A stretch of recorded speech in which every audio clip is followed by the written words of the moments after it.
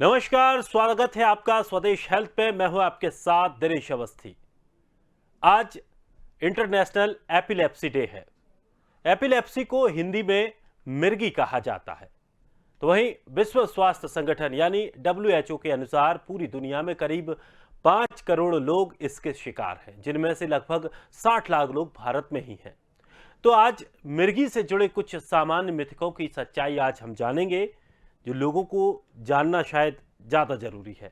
लेकिन इससे पहले ये जान लें कि ये मिर्गी क्या है। दरअसल ये दिमाग का एक गंभीर डिसऑर्डर है, जो किसी भी उम्र के व्यक्ति को हो सकता है। मिर्गी के मरीज को 2 या उससे ज़्यादा दौरे पड़ते हैं। इसके कई कारण भी हो सकते हैं, जैसे कि जन्मजात भी हो सकती है ये। साथ ही इसका मतलब पैदाइश के पहले बच्चे के दिमाग को कोई नुकसान हुआ हो या जन्म के समय उसकी ऑक्सीजन कम हो गई हो। इसके अलावा दिमाग पर कोई चोट आने के सालों बाद भी इंसान को मिर्गी का दौरा पड़ सकता है। तो मिर्गी आने की वजह से दिमाग में सिकुड़न या आनुवंशिक भी ये बीमारी हो सकती है। तो इसी पर आज हम चर्चा करेंगे और आज इससे जुड़े सभी विषयों पर हम जानकारी लेंगे कि आखिर ये मिर्गी की जो बीमारी है वो क्या होती है, क्यों, क्या इसकी वजह होती है और कैसे इस पर हम नियंत्रण पा सकते हैं। चलिए मेहमानों से आपका परिचय कराते हैं। हमारे साथ डॉक्टर करण पीपरे, पूर्व अधीक्षक एम्स रायपुर, और डॉक्टर रश्मि वर्मा, जनरल फिजिशियन। दोनों मेहमानों का बहुत बहुत स्वागत है हमारे इस कार्यक्रम में। सबसे पहले रश्मि वर्मा जी, आपसे जानना चाहेंगे कि आखिर क्या है ये मिर्गी, क्योंकि आमतौर पर इसको मिर्गी के नाम से ही जानते हैं और कई लोगों को इसकी शिकायतें भी देखने को मिलती हैं। और ये ऐसी जगह, ये बीमारी कहीं भी हो जाती है जहां एकदम भीड़ हो, वहां पर भी एकदम देखा जाता है कि कोई चक्कर खा के जमीन पर गिर गया। बाद में फिर कुछ लोग कहते हैं ये मिर्गी है, मिर्गी है। लेकिन आखिर है क्या, ये पूरी बीमारी क्या है? जी। देखिए, मिर्गी या झटका आसान भाषा में या मेडिकल टर्मिनोलॉजी में एपिलेप्सी या सीजर डिसऑर्डर, ये ब्रेन से संबंधित बीमारी है। ब्रेन से संबंधित बीमारी इसलिए है कि जब हमारे ब्रेन से इलेक्ट्रिकल एक्टिविटी निकलती है, तो यदि किसी कारणवश या तो ब्रेन टिश्यू में स्वेलिंग हो या कोई स्काल हो या कोई फाइब्रोसिस हो, जिसके कारणवश वो एक्टिविटी नॉर्मली ट्रांसमिट नहीं होती है, तो हमारे शरीर में एबनॉर्मल मूवमेंट्स आना शुरू होते हैं। जैसे जर्की मूवमेंट, झटका आना शुरू हो सकता है, व्यक्ति विशेष कंफ्यूजन में जा सकता है, बेहोश हो सकता है, मुंह से झाग आ सकता है, कपड़ों में पेशाब हो सकती है, या इसके अलावा एबनॉर्मल बिहेवियर हो सकता है। ये सारे सिम्टम्स को जब हम क्लस्टराइज करते हैं, हम इनको एकत्रित करते हैं, तो इस कंडीशन को हम एपिलेप्सी कहते हैं।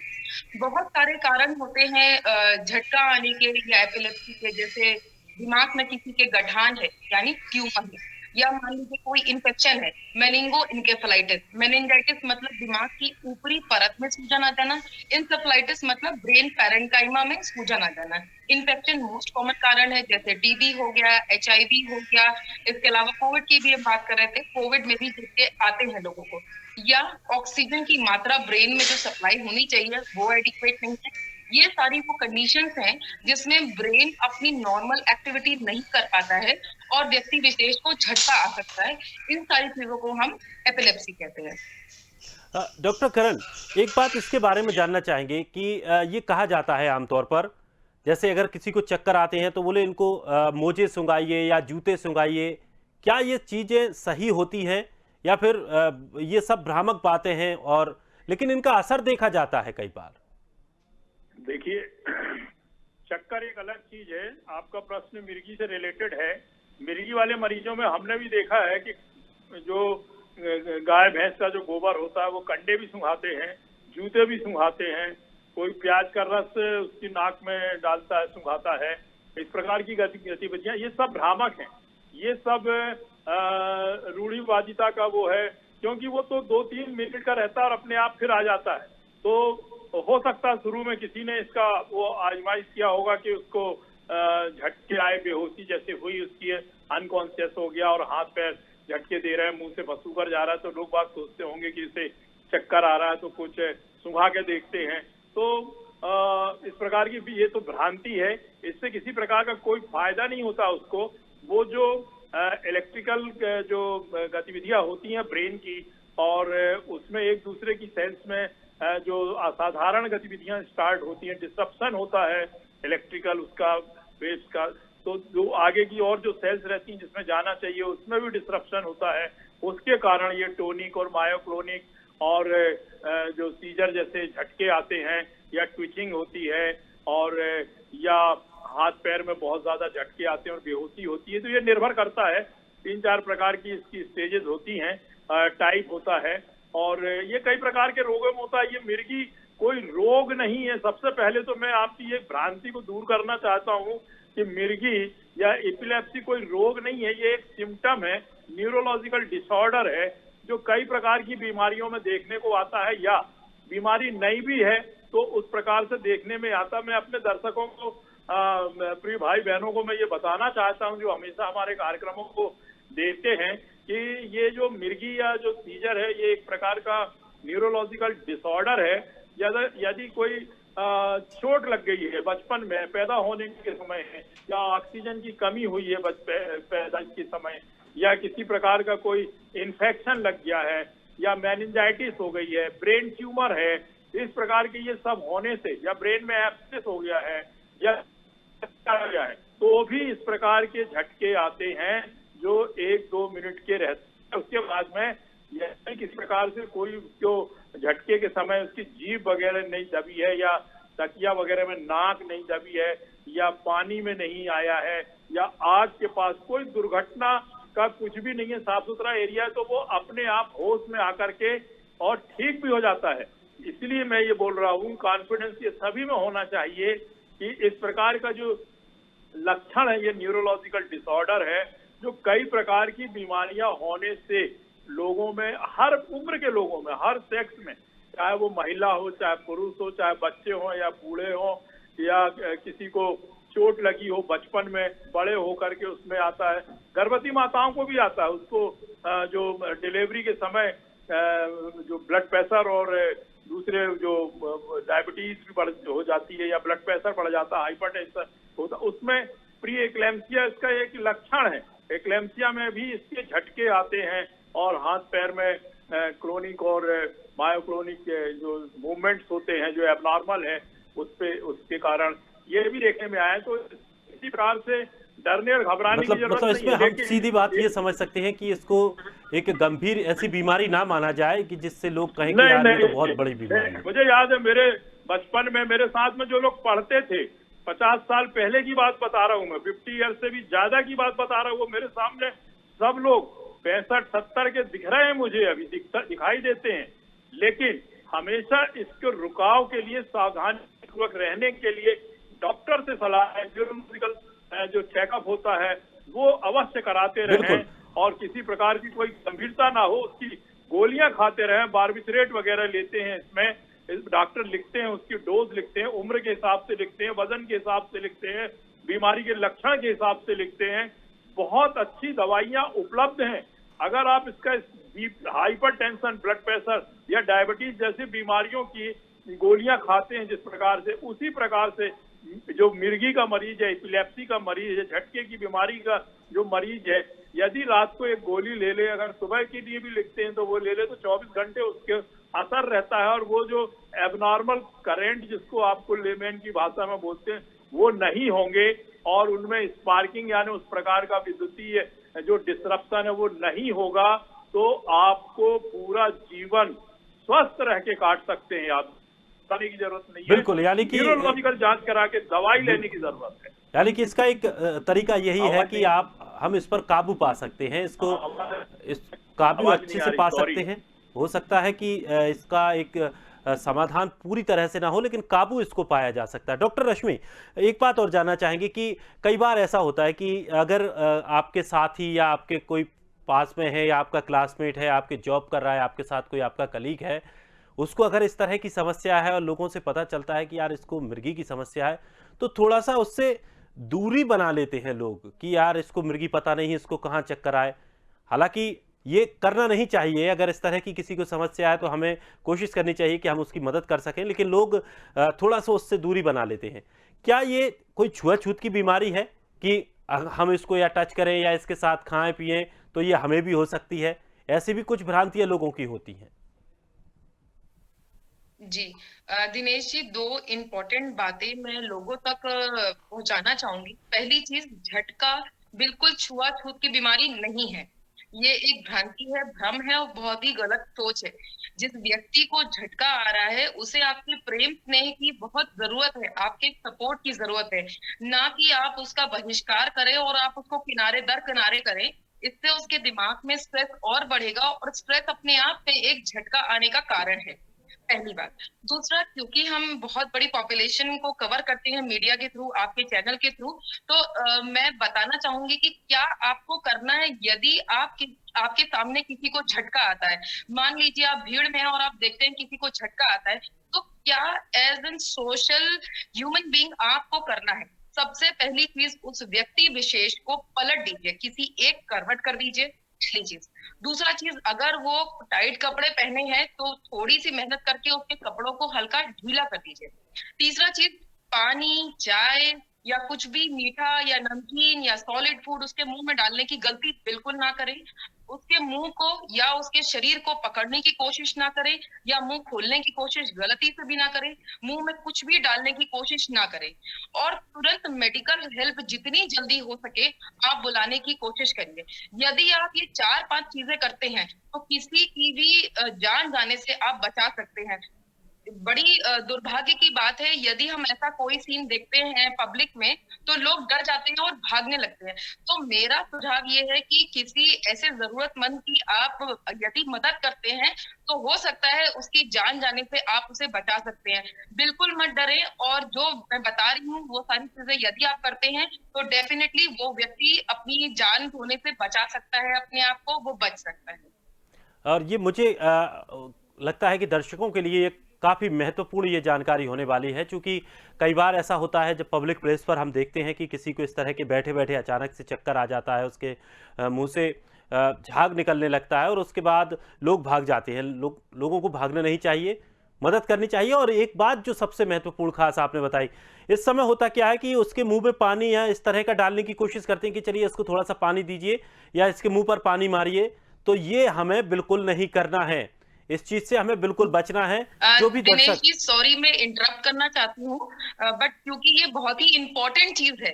लोग क्या करते हैं, मदद करने के चक्कर में मुंह में चाय या पानी या कुछ डालने की कोशिश करते हैं।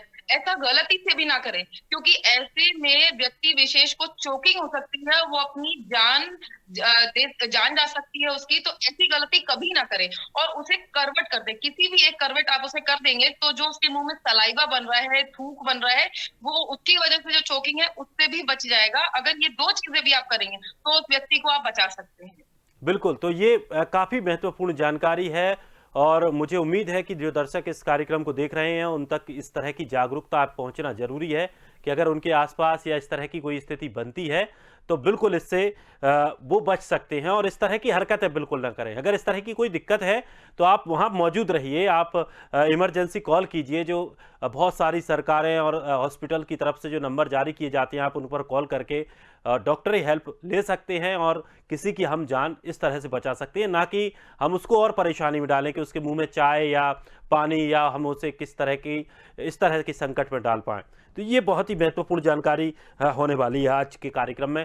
डॉक्टर करण, तमाम बातें इसको लेकर हो रही हैं। अब इसमें यह भी कहा जाता है कि अगर आपके सर में कभी चोट लग जाती है, बहुत गहरी चोट लगती है, तो उसकी वजह से भी ये समस्याएं होने लगती हैं। तो अब इसे हम किस तरह से मान के चलें?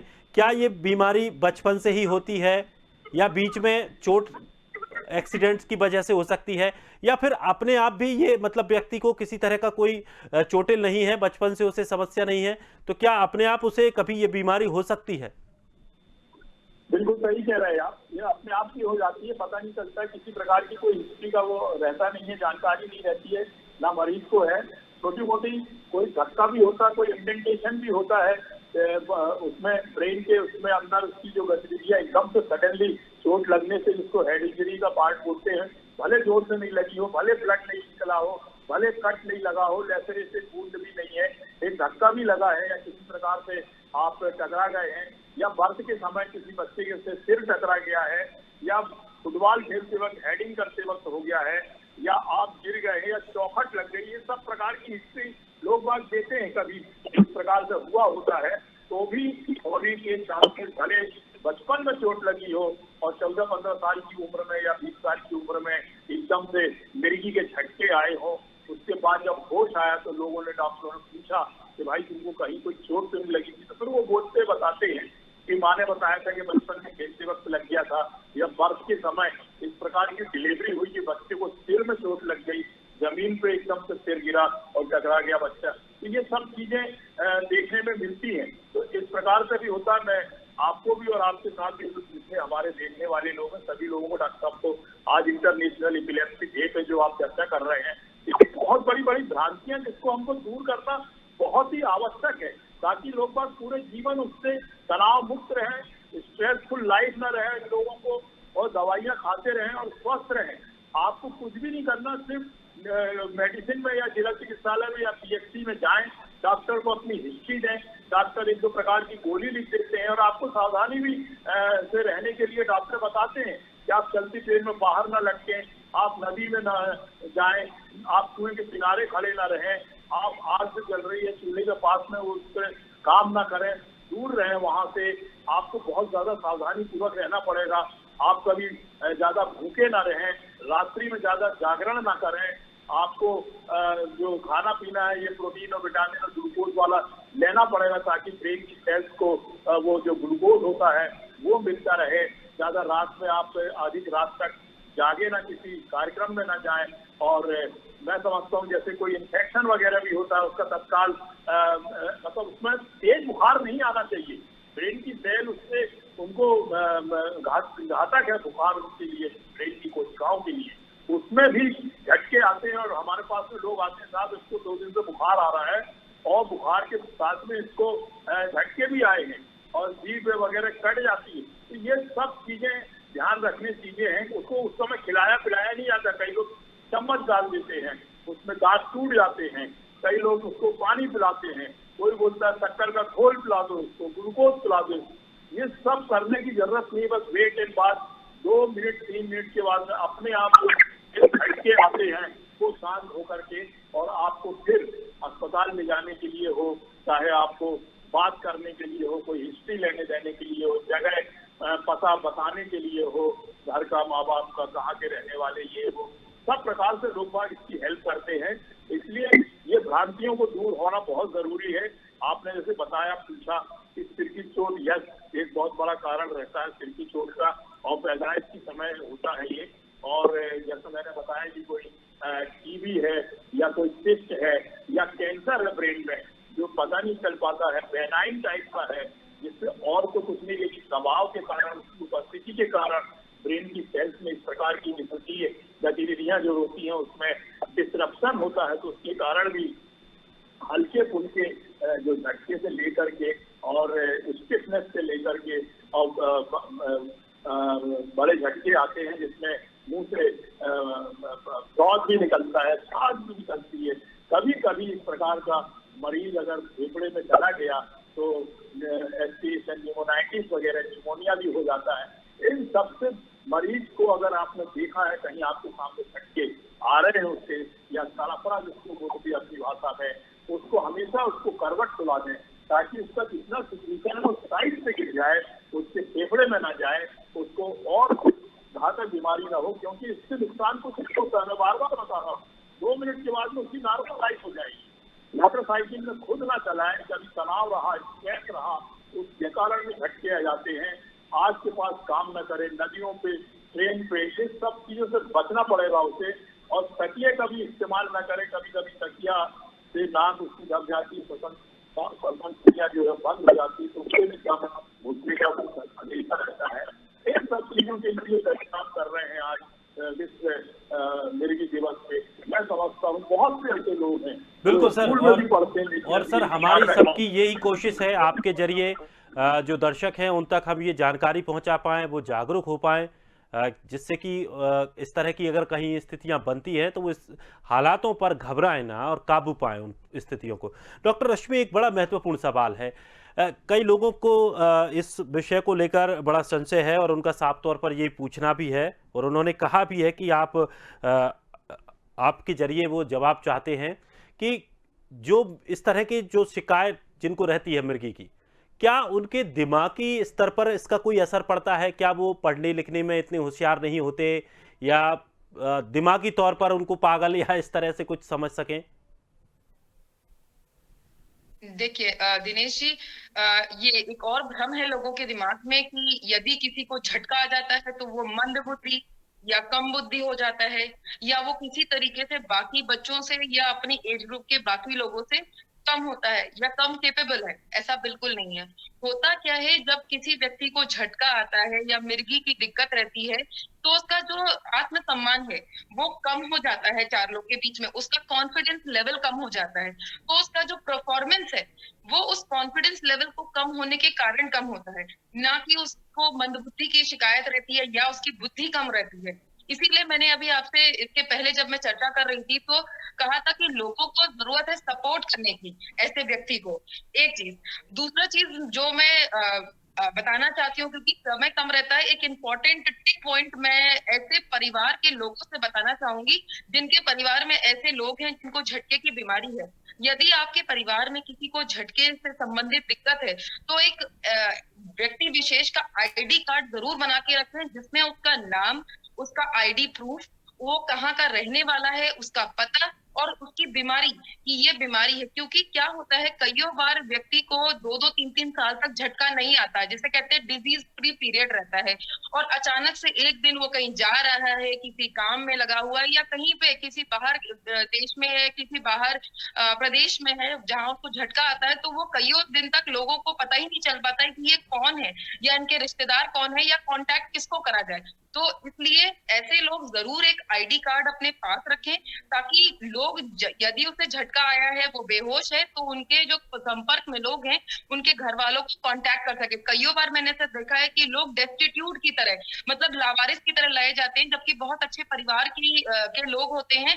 पता चलता है कि इन्हें झटका आया और अपनी याददाश्त खो बैठे हैं। तो ये एक बहुत इंपॉर्टेंट चीज है परिवार के लोगों के लिए कि प्लीज आप जिस भी व्यक्ति को झटका आया है, आप उसका एक आईडी कार्ड हमेशा उसके पास रखिए, ताकि कभी ऐसी सिचुएशन हो तो कांटेक्ट करा जा सके। बड़ी महत्वपूर्ण ये जानकारी है, बड़ी महत्वपूर्ण ये सलाह है, और मुझे उम्मीद है कि आज का कार्यक्रम हमारा बहुत ही जानकारीप्रद होने वाला है। जो तमाम इतनी छोटी छोटी सी चीज़ें हैं, और अगर इनको हम अप्लाई करते हैं तो इनके फायदे बड़े होते हैं, और ये जिसको भी इस तरह की समस्याएं आती हैं तो उनके लिए ये बड़ा लाभप्रद होने वाली है जानकारी। डॉक्टर करण, एक बात और, छोटा सा सवाल कि जिस तरह से अभी मैडम ने कहा कि हो सकता है 2-2 साल तक ये दौरे ना पड़ें, तो इसकी क्या कुछ टाइमिंग फिक्स रहती है कि ये इतने समय के बाद पड़ेगा, या सिर्फ हम ये मान सकते हैं कि जब दिमागी जो संतुलन स्थिति जो बनेगी उसी के बाद होगा, तेज हम आवाज़ या सुनेंगे या हम स्ट्रेस में आएंगे तभी ये समस्या होगी, या फिर इसका एक कोई टाइम पीरियड रहता है कि इतने समय के बीच में एक बार जरूर ऐसी स्थिति बनेगी? बिल्कुल नहीं। जितने मैंने अभी आपको जो कारण बताए हैं, डॉक्टर साहब ने भी इतनी अच्छी चर्चा की है, और मरीज भी नहीं बता पाता उस समय। मरीज को जब ये जो इसका मिर्गी के झटके आने के बाद में जब होश में आता है, तब उससे पूछते हैं तो बताता है कि मुझे बेहोशी के पहले का याद है कि मुझे हल्का फुल्का सिर में दर्द हुआ था, ये कुछ बताता है। लेकिन झटके आने के पहले, बीमारी बेहोश होने के गिरने के पहले वो कोई जानकारी नहीं दे पाता। मुझे अनुभव है, मेरे आसपास के लोगों को जब आता था तो मैं तो उसकी तरफ देख करके हाथ में ही ले लेते थे और फिर धीरे से नीचे सुलाते थे। एक आदमी पकड़ता था और उसको पूरा करवट दिला करके, और उसको जीभ भी नहीं कटने देते थे और ज्यादा उसके वो नहीं आने देते थे। तो इससे ये मरीज भी नहीं बताता, कोई टाइमिंग भी नहीं है।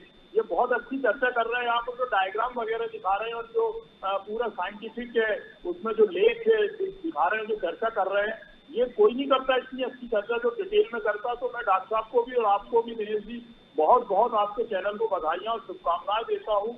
इतनी ज्यादा डिटेल में इतने अच्छे अच्छे फिगर दिखा करके एक एक चीज जो आप हमारी प्यारी जनता को बता रहे हैं, मैं समझता हूँ कोई भी इस कार्यक्रम को देखता होगा तो जो डॉक्टरों के पास नॉलेज रहता है वो पूरा का पूरा इसमें आ जाएगा, क्योंकि ये कोई सर्जिकल प्रक्रिया नहीं है जो सीखने की जरूरत है।